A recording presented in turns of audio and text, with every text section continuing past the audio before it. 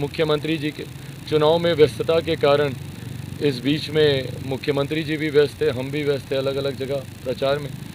तो आज एकदम एक थोड़ा सा रिलैक्स मोड में कर्टसी मुलाकात, जहां पे जानकारी का आदान प्रदान हुआ। उनके पास गठबंधन के तमाम सीटों पर क्या जो जानकारी थी, हमारे पास जो थी, उसको साझा किया गया। और आखिरी चरण में कैसे पूरी ताकत के साथ, उसमें भारतीय जनता पार्टी की भी सीटें हैं। क्या मुलाकात हुई, क्या कुछ बातें हुई है? देखिए, मुलाकात, चुनाव चल रहा है और 6 चरण का प्रचार समाप्त हो चुका है। कल 6ठे चरण का मतदान है और एक आखिरी चरण अब हम लोग का बचा है। तो चुनाव में क्या क्या हम लोग की रणनीति रही, किस तरीके से चुनाव में सारे पूरा गठबंधन एकजुट होकर हम लोग लड़ा है, और आखिरी चरण में कैसे अब हम लोग बाकी अपनी पूरी ताकत इसमें झोंक दें।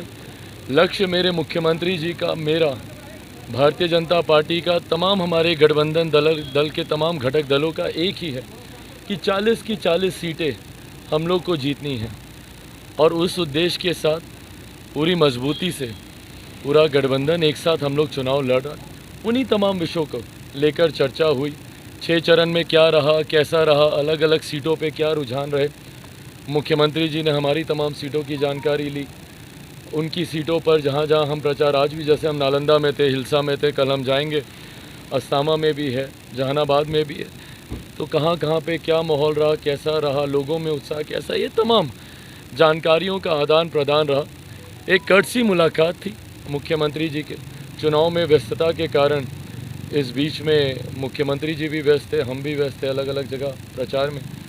तो आज एकदम एक थोड़ा सा रिलैक्स मोड में कर्टसी मुलाकात, जहां पे जानकारी का आदान प्रदान हुआ। उनके पास गठबंधन के तमाम सीटों पर क्या जो जानकारी थी, हमारे पास जो थी, उसको साझा किया गया। और आखिरी चरण में कैसे पूरी ताकत के साथ, उसमें भारतीय जनता पार्टी की भी सीटें हैं, जनता दल यूनाइटेड की भी है, उपेंद्र कुशवाहा जी की भी सीट उसी में है। तो उस पर क्या रणनीति रहे ताकि हम लोग आखिर में पूरी मजबूती के साथ 40 के 40 लक्ष्य को हम लोग हासिल करें। इन तमाम विषयों को लेकर चर्चा हुई।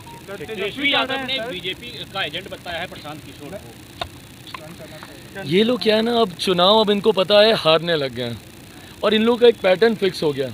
शुरू में एकदम एग्रेसिव रहेंगे, बड़ी बड़ी बातें करेंगे, ये हार रहा है, फलाना हार रहा है, ढिमकाना हार रहा है।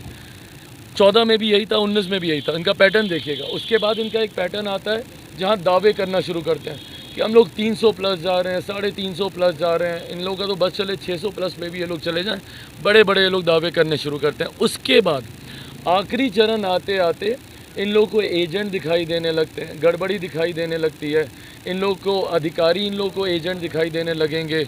इन लोगों को सिस्टम में, इन लोगों को खामियां दिखाई देने लग जाएंगी। और उसके बाद अब जिस दिन परिणाम आएंगे उससे एक आध दिन पहले से ईवीएम भी इनको ख़राब दिखाई देने लग जाएगी। अभी ये लोग तीसरे फेज़ में चल रहे हैं जहाँ पे सारे अधिकारी भ्रष्ट हो जाएंगे, सारे एजेंट दिख जाएंगे, सब एक साथ धांधली करने लग जाएंगे। अभी ये उस वाले फेज़ में जा रहे हैं। अब आप देखिएगा 1 तारीख वाला मतदान होने के बाद जैसे आप लोग एग्जिट पोल लेकर आप लोग आना शुरू करेंगे तो ईवीएम पर ये लोग चढ़ जाएंगे। ईवीएम ख़राब है, ईवीएम पर ठीक रहा। हकीकत है इन लोग को अब इस बात का एहसास हो गया है कि बुरी तरीके से इन लोग की हार हो रही है। राजद के बारे में हम लोग क्या बोलें, क्योंकि उन लोगों का तो कोई सीट वैसे ही नहीं थी लोकसभा में, तो उससे बुरा तो क्या ही रहेगा। कांग्रेस की एक सीट थी इस बार बिहार की किशनगंज, वो भी ये लोग हारेंगे। कांग्रेस राष्ट्रीय स्तर पर इस बार ऑल टाइम लो पर जाएगी। सबसे खराब प्रदर्शन कांग्रेस के इतिहास का 2024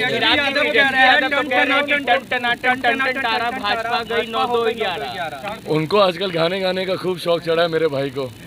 कोई बात नहीं, रिहर्स करते रहें, गाने का शौक अपना बरकरार रखें।